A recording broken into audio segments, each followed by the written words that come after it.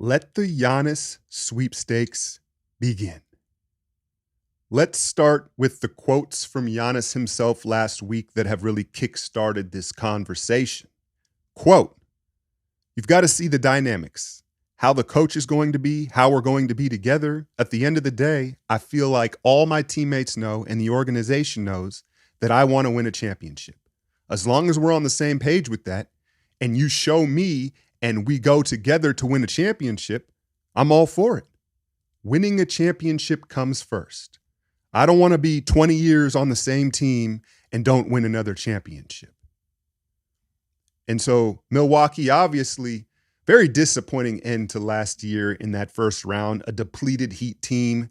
They bring in Adrian Griffin to replace Bud, who, if you don't know, a longtime assistant coach, he looks like he's always seen a ghost, right? The brother looks scared to death, right? Bud looks like he's always pinching one out or on the verge. Adrian Griffin always looks like he's spooked, but he has a lot of experience on different NBA benches. I thought it was kind of a weird move, but sometimes these coaches come out of nowhere and have a lot of success. I'm not going to hate on him yet, but then you also had this offseason Drew Holiday on someone's podcast say, yeah, I'm going to retire after this contract. And he's had a lot of injury issues. He's got a big family. His wife has had health issues. So it's not surprising that he would say that. He's had 2 max contracts. Here's the deal. That contract's up in 2 years, right? So Drew saying that was kind of brow raising. And then Brook Lopez is 35 years old. I know they retained him. And then, Chris Middleton is falling apart before our very eyes. I want to thank Bear Mattress for sponsoring the channel. And right now they have a Labor Day sale going on where you can get 35% off their products. Just check the Bear site for the details. And they have premium mattresses designed to upgrade your sleep, improve your lifestyle, and just overall quality of life. And it's going to be delivered to your door for free. You take the Bear Sleep Quiz. They're going to recommend you a mattress based off your body type and your sleep style. My wife and I, we were recommended the Hybrid Elite. We chose firm for the lower back, right? They say it's better for back issues, firm mattress.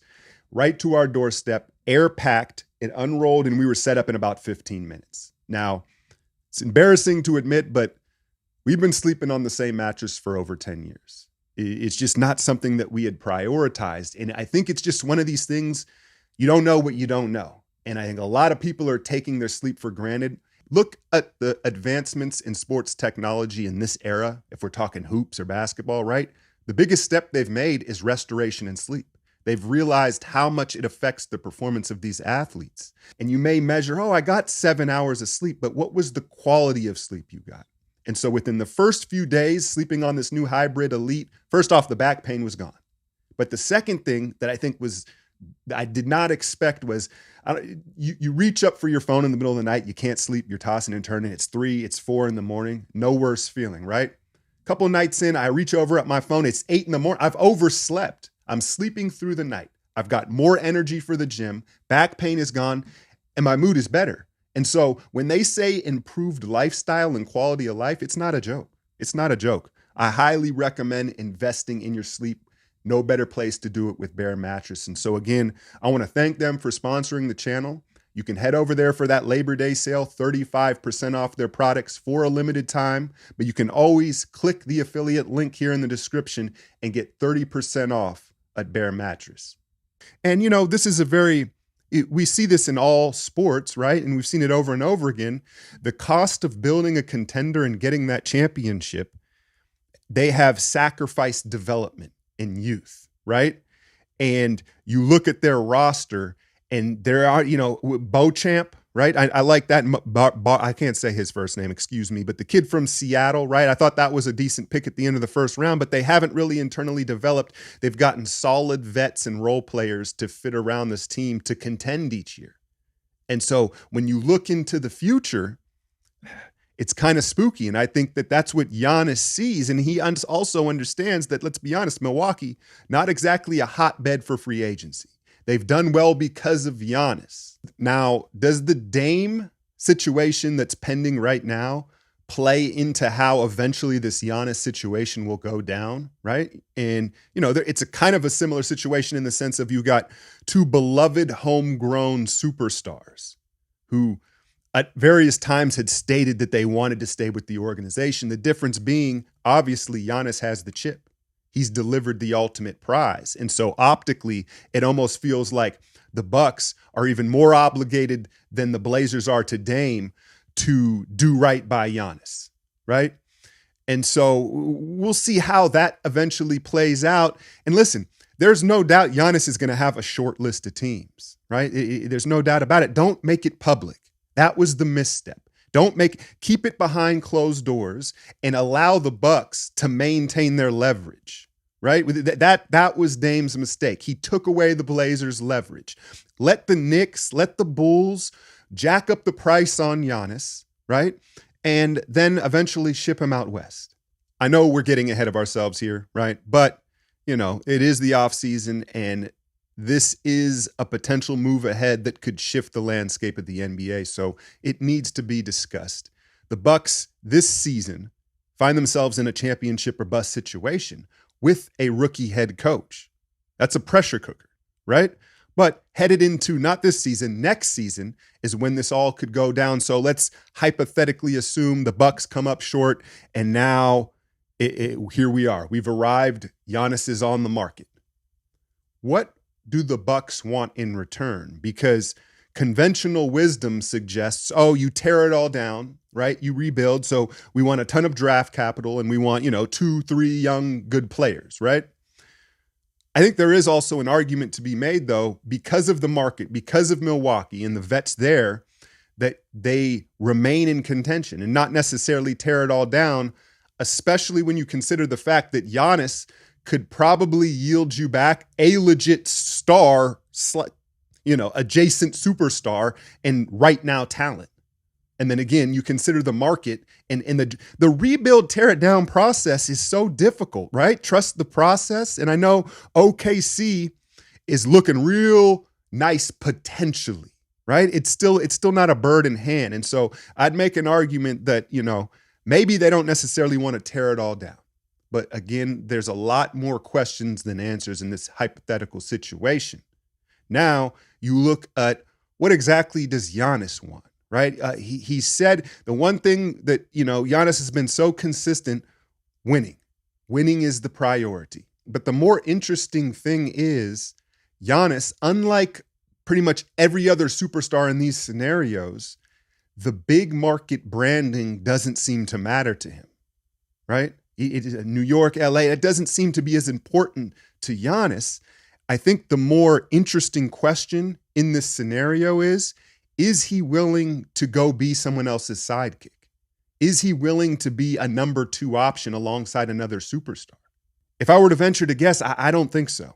He's going to be 30 years old by the time this hypothetical scenario happens, is still well in his prime, and he's such a natural alpha. He's such a natural alpha, and his playing style, I think, requires him to be that way, right? And so when you look out west, I'm going to go ahead and assume that they'd want to send him out west. And I think that probably the majority of teams on his short list would be out west. The Mavericks would put their name in the hat. Mark Cuban wisely does it with any potential superstar, right? And you say, all right, Luka and Giannis would be the greatest pairing of this era thus far, right? It would just be devastating. But the fit, that's Luka's team. He wants to play at the complete opposite pace of Giannis, the slowest pace in the league, the most ball-dominant guy in the league, despite that being, again, would be the greatest duo in the league, it doesn't really fit, right? So does that eliminate Dallas and the Mavericks? Giannis, his people, they understands that doesn't really fit. I can't play with Luka, right? What about the Lakers? The Lakers, they want Trae Young, they want Michael Jordan, right? The Lakers get anything they want. Now, the obvious move from the Lakers is AD for Giannis, right? And that, that is probably the most equal talent exchange the Bucks could hope for. Guys right around their same age. Obviously, one's much more durable, right? But that would be like, hey, that's an interesting swap. And then you look at LeBron at this stage in his career, I think would have no problem yielding to Giannis, right? That's what he's wanted to do with AD, and AD hasn't allowed him to do that. So I don't think there would be a power struggle between Giannis and LeBron. He would willingly, play number 2 to Giannis at this stage in his career. You've got Austin Reeves there, who's looking like a potential all-star, right? And so I think that there's no doubt that the Lakers are a threat. Tinseltown, Showtime Lakers. I do feel like there is a part of Giannis that might be wary of following in LeBron's footsteps. Right? Remember how it was made years ago? He didn't want to go work out with the Nike boys because he is Team Nike. So I don't know. I'm just guessing here, but the Lakers definitely are going to probably be a threat if this scenario arises. What about the Suns? Are the Suns the title favorite this year? Is Denver being disrespected like that? Denver's going to have a hangover. There's no doubt about it. But, if things don't go well for the Suns this season, do they abort mission? Do they abort mission with their new big 3 and say, hey, let's pair Book with Giannis? Whether it's KD, Beal, they certainly, between those other two, between Beal and KD, whether it's a third team yielding a bunch of draft picks or however they want to do it, they can definitely present a package. And then Book and Giannis, that's a great fit, right? Because Book isn't as ball dominant. Right? He's younger. He's got a longer runway, and so that would be an interesting scenario. I'm not so sure how chum Book and Giannis are, right? But as a basketball fit, it makes sense. So you imagine the Suns' name would be out there as well. But if we're going to talk fit, we got to talk Warriors. Dub Nation, the idea of pairing Steph and Giannis has been floating around for years. Right? It started, I think, at the All-Star games when everybody kind of noticed, hey, these two dudes like each other. Like they're vibing. They like each other. They picked each other for the teams. And then on the court, we all understood what that would do. You have the most dominant force end to end in the paint paired with the greatest shooter of all time. It's a spooky thought, right? And so when you talk fit, Giannis coming to play with the OG Splash Brothers, the aging Splash Brothers. We know it fits on the court. Then I would also suggest the optics are a little different as opposed to going and playing with a Devin Booker, a Luka Doncic, a Trae Young, a guy that's in their prime, right? This would be thought of as probably, continuing a legacy and then and passing the torch to Giannis with this organization as opposed to hopping on somebody else's team. But maybe that's just my bias as a Warriors fan, right? But I think the optics are a little different joining a older Warriors team as opposed to pairing up with another young prime superstar like Ja, right? The Ja, Jaren Jackson, Giannis, that would be crazy, right? But it would just be a little bit different optically. Couple of points, though, if we're going to talk Giannis to the Warriors here. Now, I said the OG Splash Brothers, and that fit would be amazing. But the bottom line is, one way or another, I think it would cost Klay Thompson. Now, Klay is in a contract year this season. Unless he is willing to take some sort of crazy bargain deal headed into the future, I think whether he was sent in the deal to Milwaukee or, repurposed elsewhere, I think that he would be out if Giannis was in, right? That's a tough pill to swallow. And then I think a lot of it would depend on Jonathan Kuminga having a breakout year this year, right? And because he would ultimately be the prized possession in the package to get Giannis. And so then that would propose the question, how old is Kuminga? He'll be like 22 at this time. Do you really want to send a 22-year-old like all-star level guy? I mean, Giannis it would pose an interesting conversation, right? And then the third point would be, does Draymond and Giannis, can they play together? Because obviously one of the prerequisites I think that even Giannis understands at this point is he needs a shooting big man alongside him. Draymond's certainly not that. Although I do look for him to be improved this year, shooting that corner three. They kind of do some of the same things as far as grab and go and push. They would be great in transition, pushing the pace with each other. But the shrinking of the court, and they both like to be the roamer defensively. Now, I say all that to say, are y'all willing to blow up the big three for Giannis? Right? And I know we don't have a say. Hey, Joe Lacob has been so thirsty to have two timelines and have no down years. in this transition out of this era, and this would certainly guarantee that. And so, hey, maybe he doesn't care, right? But, there has to be a train of thought of like, in these final couple years with this big three, you really are going to just blow it up like that. But then I guess you could push back and say, hey, now is the time, But does Giannis see this as a long-term situation? Because he could look at that Bucks roster and say, hey, they're younger than these Warrior guys, right? And so I think part of it may be, does Moses Moody take a step? How do these two rookies that we just got, what are the ancillary pieces on this roster besides the big three that would make Giannis comfortable, locking into the Warriors long-term beyond Steph? Hell, maybe Steph, though. I mean, the way he's going, he could play and Steph could play throughout a Giannis extension, right? Just especially that would be the selling point. Right now I'm talking myself into it, right? But bringing in Giannis would extend Steph's career, essentially, wouldn't it? He could just feed off Giannis's vertical spacing and gravity himself. So, listen, if we arrive at the Giannis trade request, I have no doubt that the Warriors are going to be atop the list, and they're going to be trying to get involved one way or another, whether they have the assets or not. I guess that's the other question. Do you think Giannis, how small of a list is Giannis going to do the Bucks? And are the Bucks going to comply? There's so many questions, man. I want to finish up, though, with some dark horse teams, right? Sacramento, De'Aaron Fox and Giannis. You want to talk about pushing the pace and fit? Hey, he doesn't care about market. He just wants to win championships. You look at the youth of that team. I mean, they could certainly pitch him on being, atop the Western Conference for the next 10 years, right? How about the Pelicans? New Orleans could certainly put together a package that would entice Milwaukee, right? Do you send Zion? Do you send Brandon Ingram?